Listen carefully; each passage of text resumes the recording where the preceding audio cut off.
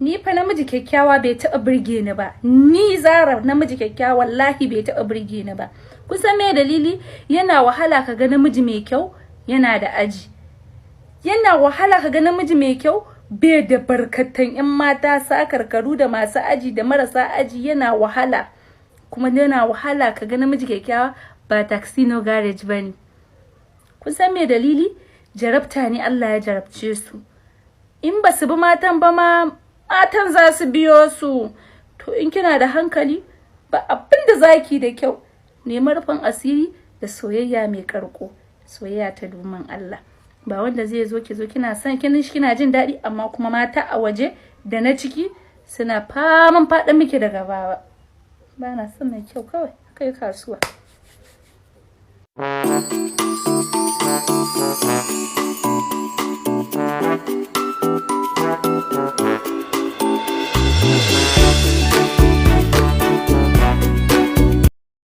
Da za mu tabbatar da gaskiyar abin da ke tsakanina da Umar. Me za mu saurara? Ba wani abu da za mu saurara. Ko ba ni ne za ta ce.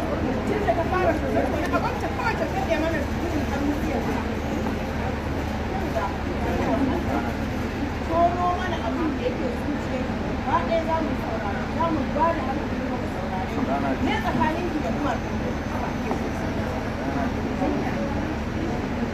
Domin kana kasa gane wannan abu.